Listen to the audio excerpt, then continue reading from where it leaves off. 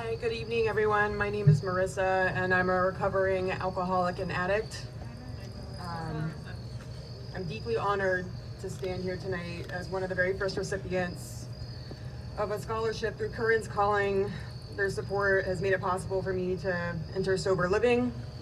They supported me for 2 months of my sober living, and then continuously after that helped me with an independent scholarship, which come to find out I'm the only receiver of that scholarship thus far, where they helped me receive my first month's rent to find a place to live outside of sober living and to get a leg to stand on. And that financial message is that you're not alone. You know what I mean? You're worth building and investing in, and like that type of confidence is something that is like you don't really you never really have it. Otherwise, if you had some kind of like instillment or confidence like that growing up, you wouldn't be confiding in drugs and alcohol, is what I believe. You know what I mean? Suffering from tons of anxiety as a child, I believe I was born with this disease. As far back as I can remember, about 6 years old, I started to notice, or my parents started to notice behaviors about me. We used to live down in Florida, close to the beach, and what I would do whenever I was scared or uncomfortable with something that was happening in my life is I would sneak out at 6 years old in the middle of the night, walk on the beach with a bag or a bucket, and just collect endless amounts of seashells. And I would not part with any of them. I would bring them all back with me. And at the time, I didn't realize that that was me trying to cope with something within me. You know what I mean? Very reckless behavior for a 6-year-old to escape in the middle of the night, but kind of innocent at the same time, so not something to be reprimanded for. Continuing on with that, like into my like adulthood, into high school, starting to grow up and everything like that. Experimenting with recreational drugs like smoking and things like that, something that's like not as aggressive as what you would call like harder drugs or alcohol, seemed also very innocent. It's kind of like a dabbling that you do whenever you go into high school, I feel like. But I didn't really, I'll tell you the truth, I didn't enjoy getting high or drunk, whenever I was being introduced to it at a young age. I remember distinctively feeling outside of myself and feeling like completely out of control, and that was something that was never really like a part of what I wanted. I always want to be in control, you know what I mean? That's kind of my issue, and like I forced it anyway, because after I had moved from Florida to North Carolina, I remember getting involved with a crowd of people that were a little less fortunate than I was, because they accepted me, you know what I mean? And it was kind of like I just was so unbelievably starved, and like not in the way of food or clothes or like a place to sleep, because I never had to struggle in that way, voluntarily anyway. But like it was more like the starved of community and connection, and I didn't realize any of those things, finding all these different ways to go in and out of myself, to try to dissect myself, trying to experiment on myself, to deal with things within myself that were like just absolutely incapable of being cured from my own way of doing it. And it was just endless, and I continued on that way, like all the way through my 20s. We're through the spiral here, and then by that point, like, at 18 years old, I'm a full-blown heroin addict. Like, that's how quickly this progresses, you know what I mean? But like, again, the lead up to this was completely innocent, you know what I mean? Just being lonely, wanting to be in control of myself, wanting to know what was going on with myself. It wasn't a solid choice, like I'm gonna veer hard right this way, I choose this way. It was a very slow progression in that direction. And then by the time I got to my 20s, I told myself that alcohol and drugs was a luxury. It was an extra thing for the longest time, and that's what kept me in the disease, in the delusion for so long, was that I continued to explain to everyone, like, I just do this because I enjoy it. And that is absolute bullcrap, because it owned me. It owned me. Like, everything about it owned me. I completely did my life around drugs and alcohol, and it was vicious. And I had no idea that it like pre-directed my path, my career path. I worked in kitchens for 12 years from the time I was 18 till up and recently, until I got sober.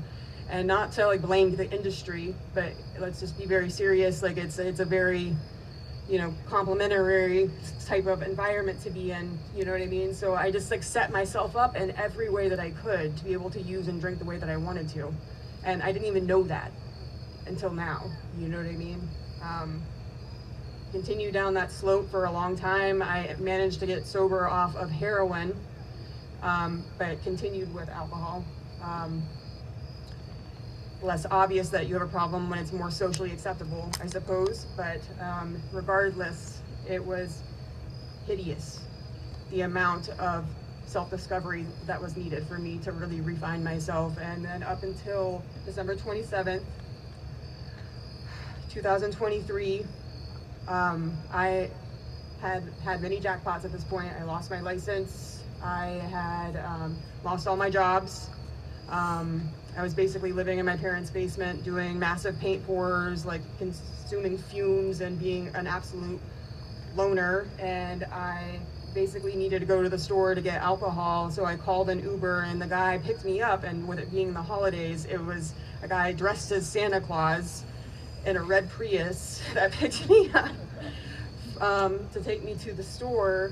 And I went and grabbed as much alcohol as I could, and I put it in my backpack, and I remember it spilling all out in his back seat, and him helping me pick it up. And he asked me, he goes, "Did you get enough?"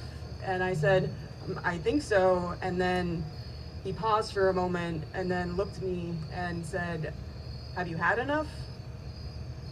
And I just kind of like, for the first time, like, was just sober enough.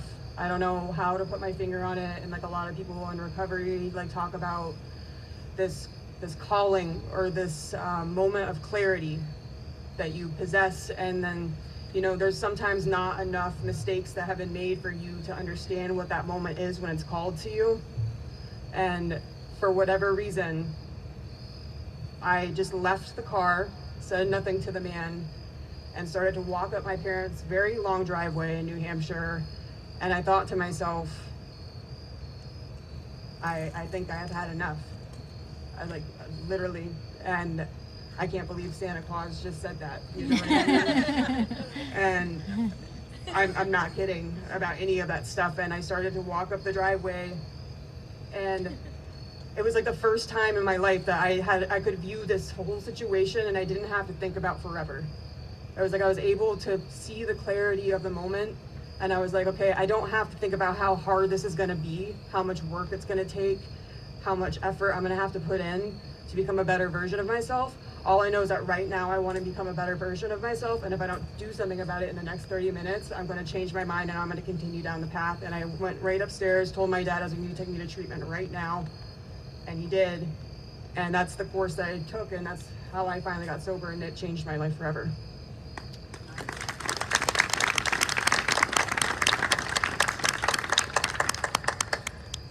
Thank you guys.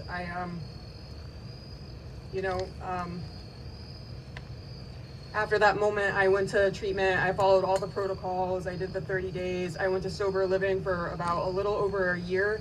And the most important thing that I did was I just took the suggestions. I just started to listen to everyone before me.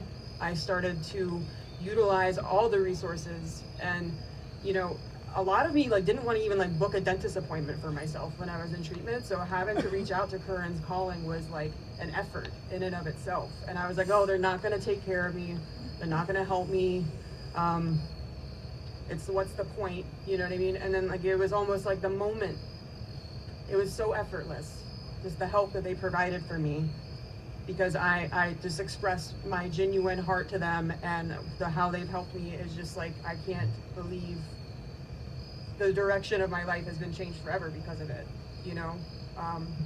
and therefore,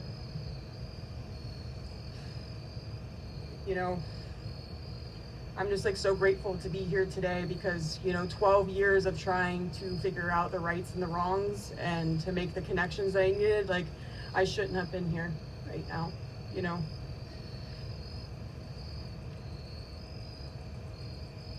I would be lying to you guys if I didn't acknowledge a heaviness on my heart today. So this past Thursday, my older brother of 33 just passed away from cirrhosis of the liver. And it was very heart-wrenching. We really thought that he was going to make it. And I am beside myself with grief right now, and I cannot believe that I'm even able to stand here and do what I'm doing. But you know what? The thing is that, like, it felt wrong to not be here tonight, to not mention him.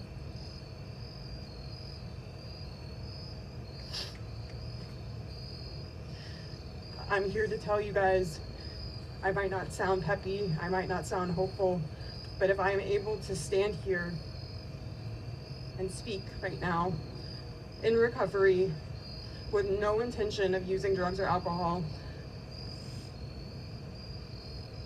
then I promise there's hope for anyone in this crowd that absolutely needs it, because there is no way that I could have done this 2.5 years ago. I've learned that hope isn't a feeling that you get, it's a practice that you have to do on a regular basis. It's doing the thing that you don't want to do. It's taking someone's hand instead of isolating.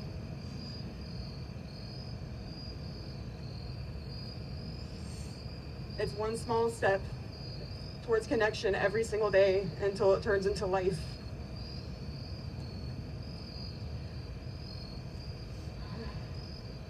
I want to thank you guys again for letting me honor my brother, and I want to thank you again for allowing me to have the honor and the privilege to honor your family members that are not here today as well. And thank you all again for having me. Marisa, alcoholic and addict. Thank you.